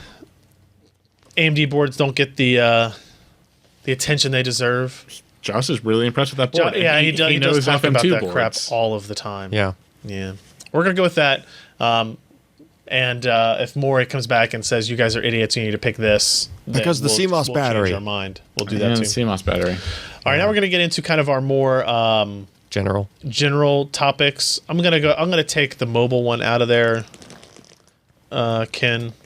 Let's just talk about price drops. What price dropped the most? Not necessarily the most, but is the most interesting or most important. The ones we have here kind of on our list are good displays, like IPS panels. Yeah, they have gotten pretty cheap. Especially the Korean ones and stuff. Like yeah. Yeah. We've got that. We've got the AMD R9 290 and 290X. Right? Those price drops after the 970 and 980 Because of the release. 970. Yeah. The Titan Z is in here. Lulz. Well, that price dropped because it was way the hell too high to begin with. You can get those way cheaper now. Yeah. Than, or bundled with something even better. We have Bundled with SSDs computer. on here, but we don't have a specific example of it. Just in general. And Ken, you never actually went to. But the thing is, so we saw them dipping into like 30 and high 20 cents per gig, depending on the sale this year. But is that really that much better than 40 cents a gig? Like, Right. It is, Agreed. but- It's like twice as good. Well, Yeah, duh, guys. What the hell's wrong with you? I guess. So I'm gonna. This won't show me that long. Oh, here we go. But the thing is, like, year. hard drives have also dropped in, per terabyte So- cost. Here's where we're at now. This is an 840 Evo 250 gig. Yep. All right. December 31st last year, it was between 160 and 170. Now it's 119. Yep. Okay, it so did that, hit 99. it did hit 99 at one point as well. That's a significant price drop, It is. Yeah, $50. but it doesn't seem like nearly as much as it did last year when we looked at this type Yeah, of I thing. guess. Right. That's pretty extreme right there. Right. So here last year it went from 340 and it hit as low as 189. Which one is that? This is the 500 gig of the 840 Evo. I needed to pick one that was look- around for the whole year. Right. Right. Yeah, that really has come down. I mean, Like, terabyte SSDs have gotten dirt cheap. 340 to let's see if let me find the. We finally started seeing terabyte price version drops on the high end of capacities. What I like that has happened just as a Whoa. trend generally is the fact that not only do SSDs tend to do that now, where like the premium capacity is not a premium price, right? It's just like the same cost per gig or maybe just very slightly higher. Whereas it used to be like there was just this wall you hit, like going to Right. the highest capacity. Like you would never buy the highest capacity of any line, right? Yeah. It's not that much of a big deal anymore, even for hard drives too, though. That's See, the same kind of thing. I kind of look at this, and so here's the 1 terabyte 840 Evo. It was in the 580, 590 range. And Yeah, now but it's sold for $350 this year. sold for 350 at Yeah. one point this year. What kind of aggravates me is that you see this kind of steady decline here. And They then all it came kind down- of levels out Yeah. a little bit here in the second half of the year. And I think maybe that's what's catching me from because that's the most recent memories I have of the SSD Right, prices. but they came down early. They came down early in the year, and they kind of, this is Black Friday. This is Yeah. November 28th, pricing. Am I getting my months screwed up? When the hard drive fiasco, that was last year. Yeah, that would have been okay. So that's before. not really. Yeah. Is there another SSD that you can think of that would have been around? MX100's been around for a while. No, it launched like 6 months. Like maybe. what about MX500 or 550 maybe or something? M550. M550. I think that was around for the whole year. Let's go to the 1 terabyte. Start with the big guy and just kind of get an idea here of. Well, we've also seen some of the most expensive SSDs. So it came out in March at 520 something, and now it's 430 something. So it hasn't really fallen. I mean, it has. I mean, that's what I'm saying. It's like It's kind of the same trend though. Yeah. You know, it just sharp didn't come down here, as far. flat here. Yeah. Yeah. Actually, that trend is thrown off a little bit by the scale because when it went on sale, it really went on sale. Like. Correct. The low price of that is it throws the rest of the slope off. So I guess you're right. I mean, as far as SSDs and price drops, I mean, I don't know. Seems somewhat muted. Yeah. And we can put gasoline on here, but I don't think that's a PC component. I mean, you could burn your PC. No, but it gets your PC components to you. It has dropped. That's true. It has I dropped bought a gas for $1.84. Aren't you glad you bought that Volt? Yeah. Yeah. You guys are welcome. The reason the prices are cheap is because Ryan bought the Volt. So I think the winner of this has to be the 290, 290X. Yeah. I agree. You can buy a 290 for under $300 now. 290X. I bet you can get a 290X for $290X. $299. Can you? Sometimes. Yeah. Right now on Amazon. Oh, yeah, no kidding. Gigabyte R9 290X Wind. And considering that 290X is in many cases as fast as a 980, yeah. right? Which sells for what? $499? 980s? Yeah. That's very low for a 980. Is it? Generally, they're like, 550 or they're like above? five. I'm just looking at them now because I'm thinking of buying some. I mean, the 290X and 290 price drops, I think, have to win this. They're very dramatic, and they, cost everything else to shift with it. As for secondary, like I don't. Obviously, the 295X too. Come on. Is that not on here? I thought I told you to put that on here, Ken. It's definitely. It's only $700 now. Is it really? And widely available too, right? 750. Yes, very. It's Which in one is- stock is that a Titan Z? in many places. Yeah, but you can buy two 290Xs. So I don't know what you're talking about. So it's $700. And it includes its own $750. water cooling unit. Come on, that's at least another $70 value right there. It's And at it least another launched at thing you have to mount in the $1,500, right? case. Yeah, it launched at $1,500 this year. It Yes. launched this year at $1,500, and now you can buy it for $750. Yeah, but the 290X was $550 at the beginning of this year, wasn't it? Yeah, probably. So And then half. spiked during the the coin Oh, The coin nonsense. thing. Oh yeah, remember all that? That was great. That was on our worst trend of last year. That makes the 290X a way better price drop. Look it up on Camel. Because I bet they're going I'm for. looking up the X2 They were right over now. 700 at one point. Yeah, and for they've every dropped to- single one. Well, that's already the winner. We've already decided that that's the winner. Oh damn! Yeah, you're right. We don't need any more. No more backup, Spend the Ken. next No half more. hour talking about why it deserves to win. So yeah, I mean, here's your 295X2 price drops from 1,550, and then all of a sudden on this one day in September, it went to 1,000, and then now it's apparently it's sold for as low as $679 for a significant portion of time, almost 3/4 of a month. Yeah, It's all all for around $679. like Black Friday, Yeah. Cyber Monday, it was going for like $650. And that was with like $7. 3 free games, and they're never settle bundles, and Yeah. that's significant. But I wouldn't be opposed to it being a different thing. But if it's not SSDs, and we don't really have Josh here to tell us all about the displays that change prices, then what? And it's not the Titan Z. It's not. Significant price drop still, but It might be a bigger percentage than the 295. percentage it probably Yeah, is. but Can you still still. buy them? I couldn't find Titan any in Zs? stock actually. Yeah, see here's 3,000, and then Oh come on! It has to win just because of that chart. and then boom. I don't know what happened up here. They must have gone out of stock. That's and then- called binary. And now it's down to 2,200. It's a square. Yes. Square wave chart. It's too expensive. Oh, it's a little less too Look, expensive. here we go. This is better. This Oh is the come more on! That accurate has to win. That's 3,200, 1,599. That's awesome. Okay, maybe not the best value, but yeah, that It's is a steep big price drop. I'll give you that. What if you bought it Actually- October 17th? Look up the Asus PQ321Q. PQ321Q. Yeah. Let's see. The 4K monitor here. Can you imagine if you bought that Titan Z? That's actually pretty dramatic. That's pretty dramatic. It's even more. This is the MST. the MST multi-stream 4K monitor, like the first one that we really got in. Oh yeah, $3,500 down to $1,460. Still as of today. a terrible price. You probably shouldn't buy it, but I still wouldn't buy it. But it is an IPS 4K panel. Yeah, or IGSO. Yeah, not really IPS. But you can buy 28-inch IPS. Acer has a 28-inch IPS now for like $700. Yeah. Yep. So professional. So what do we make our runner up here? Is it the 295X2?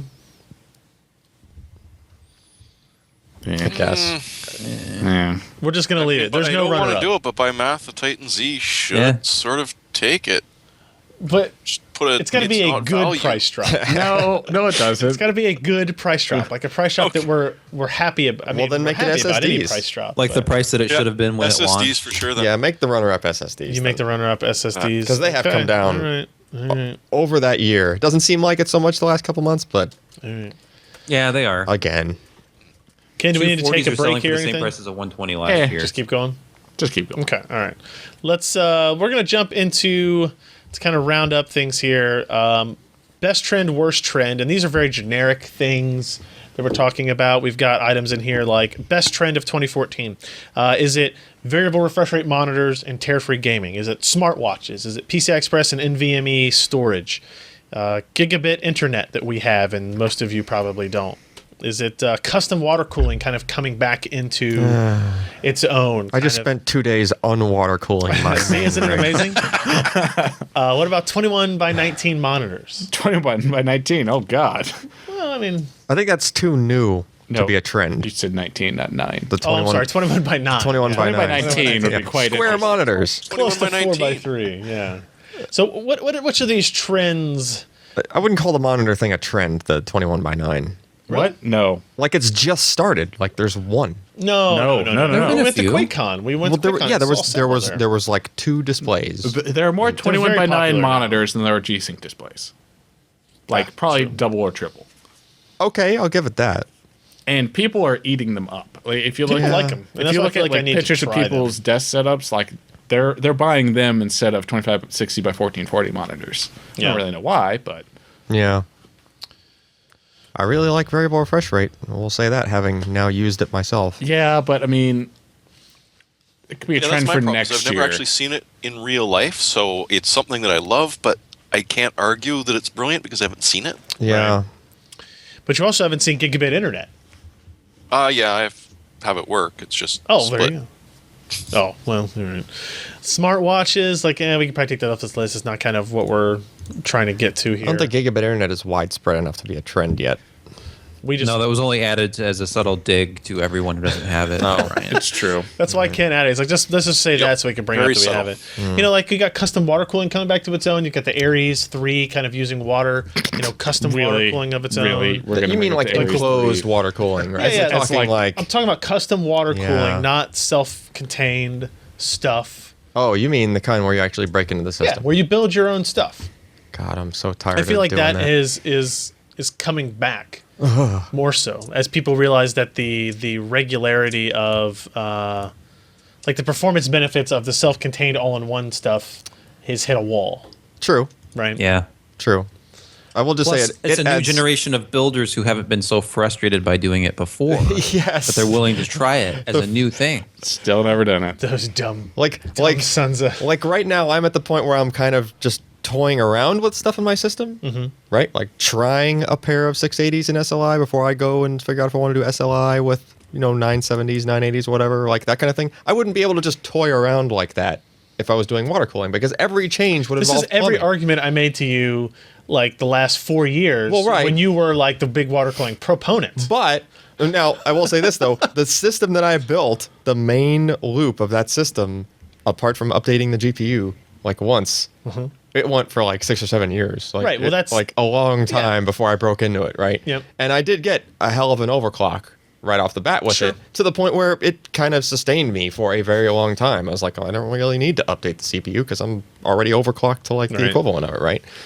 So yeah. How long did you use Windows XP again, Alan? XP64. Well into Windows 7. Why do we listen to Alan for advice at all? I don't know. Sorry. So I'm still running my kitchen off of XP64. XP64 is run shit. your kitchen off of it. Well, there's a computer out there. Nice. So is NVMe, PCIe NVMe storage, is that... I don't think it's a trend Is yet. there enough There's not enough. cases of it to be a trend? I don't No. know if any of these are actually trends. There's not enough to be a trend. It's a trend if you use an Apple notebook. Yeah, Those aren't using NVMe. but they're PCIe. They're using PCIe, yes. Yeah. It's This their is own. PCIe I don't know if slash. it's technically NVMe, but it's No. they have that new Samsung controller in a lot of the MacBook Airs now. That's true. still And it's AHCI. kind of a... I don't know if it's AHCI. I think it's kind of a lower latency command set. It's a proprietary thing, I think, for that one. I think. I wanted to say that one's actually NVMe, Well- but they use two different controllers. Yeah, I have the Marvell one in there. Because I think- Micron's PCIe stuff, they actually do have PCIe stuff, believe it or not. Like the Micron stuff. That's true. Actually, now that you mentioned like all the laptops that are using PCIe That's true. storage. PCIe, yes. M.2 Maybe not PCIe. NVMe. M.2 PCIe being on motherboards, Correct. like every motherboard now. We saw like the Yeah. G-Skill Phoenix Blade and the Mushkin Scorpion. But the thing is, there's like not a lot of, like, you don't see a lot of people just buying an M.2 SSD. Like, they have, like, the volume hasn't so much ramped up. Correct. You'll sooner see a person, right now, if a person's building a desktop PC, they're probably going to put in a 2.5-inch SSD. Right. Like, even now, right? Even though it's on all the motherboards now. I think PCIe NVMe storage should be maybe runner up in this Yeah. because of its, even if it's not its dominance in like It's not that big of a deal yet. throughput, like actual sell through, but sell into. Is that Yeah. the difference I'm looking at? Like Yeah. every motherboard has it now. Almost all laptops will use it. Right. Right. You know, Apple is using it in everything. Yep. It's like when Gigabit Ethernet first came on the motherboards, and nobody had a switch for it, Right. and stuff like that. Right? It was being built into it. Right. That's What do kind you of what do you guys M.2 think is. about 21:9 monitors as the winner? I think so. Even though, Yeah. and Okay. see, and the thing is I've never used one. I've seen them and I've sat in front of them, but I have not used one as my primary display. You don't think a like G-Sync / variable refresh rate is a trend? That's no, pretty huge, I think man. it'll be a trend next year Okay, yeah, I'll see your when we your point. see FreeSync. Yeah. Theoretically. Yeah, because I think if you look at sell-through rates of 21:9 monitors versus G-Sync monitors or VRR monitors in general, Right. it's going to be heavily in favor of 21:9. Because I do believe that the VRR is more important than 21:9. I'd like to see both at the same time. Well, this LG monitor that is announced today will have that, or yesterday will have that, 2560 by 1080. But it will be Probably FreeSync 60 hertz and you know that. Yeah. Right. And there's going to be trade-offs for a while, I think, in regards to that. But I think I'm gonna have to just order one of those if I don't bring one home from CES. Just to in your suitcase, you're gonna put one in. well, what I mean He's is- going to get the curved one and just smush it in there. yeah. If I just if it's curved, you can fold it. He'll just slide it into his jacket or something. I believe that's correct. Around if his if belly. it's curved, you can fold it. That is correct. Okay. Right, Sebastian? Yes. Yep. That's the All right. authority. Our right there. our last one, I don't even know what we're gonna like worst trend or worst thing in computer hardware that You happened know in what really 2014? grinds my gears? Yeah. We also had smartwatches in this one. Locked GPU voltages.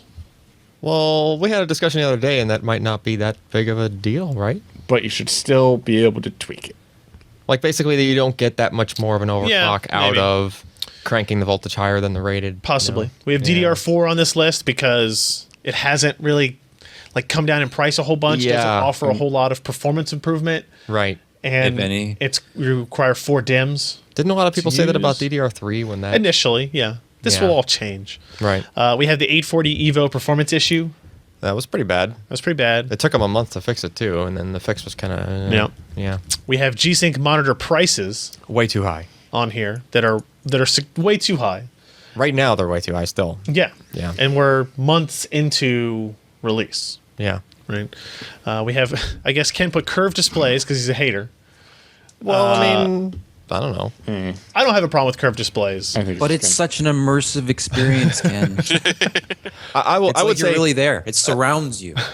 I mean, I think I would be much more likely to use a curved desktop Monitor display as than a opposed to a curved HD TV. That's what we decided earlier. Because a monitor is fundamentally meant for one user. Yeah. And a TV is not. Yeah, you can't sit off to the edge of a curved. Like, it makes it worse, right? You see less of the side of the screen. GPU mining Bitcoins is on here. Was that this year? Kind of ended at the beginning of this year? It drove the prices up during this year. Yeah. This year we suffered for But it. last year, that was our worst trend. Yeah. Was GPU price hikes, GPU shortages due to mining. I don't think, I think that's a trend for the first half of this year, but not. Maybe less than that. You guys have anything else to add? Maybe suggestions for worst thing in computer hardware this year?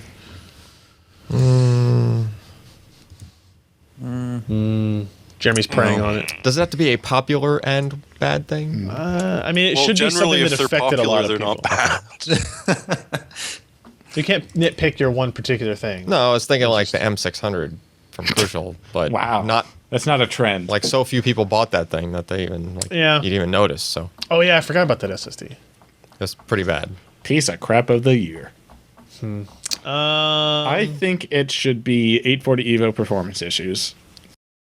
That was pretty bad, and Yeah. I can't confirm this obviously, but I'm pretty sure that delayed the 850 Evo. Like, I think the 850 Evo would have been like smash hit holiday, Christmas shopping, etc. But because of the 840 Evo issues, and that was specifically related to the 3D NAND, or no? No, the 840 was not 3D. Oh, It was just okay. VNAND. 2D It was just TLC. It was just TLC with SLC cache on it, but it's just that the way that they were initializing their TLC flash, something about it was causing it to have to do like a get caught in an error correction loop when reading it after the voltages had drifted slightly. So basically, the controller just wouldn't automatically pick up on the fact that, hey, all this flash I'm reading seems to have drifted a little, and just kind of correct those thresholds on the fly. Like, it was not doing that. So it would have to kind of, every time it hit a new block, it would have to figure out what it was trying to do for its read. So in the end result, much slower reads. Is the runner-up G-Sync monitors pricing? Yeah, I hate to put it on a worst thing list because I love the technology of G-Sync, but And I love the technology in the Titan Z, but it's too damn expensive. yeah, that's a good point. I mean, even you just bought one and returned. I did. I bought a PG278Q because I was like, ooh, they're available. They're available, yeah. And then I was like, and it was $800. $800. It was $808. And we were thankful that it was $800. Like, wow. Because it was $1,200 everywhere else. So people were gouging, and it's still going on now. Like, it's. Is it a trend, those interesting people on the internet who seem to think they're talking about game journalism? Yeah. That was a horrible trend for this year. That was a bad thing for this year. Gamergate. Yeah. I don't know. Anything else in this year stand out to you guys? No? No. No, it's almost over. It's over in... the year we finally embraced 6-inch phones.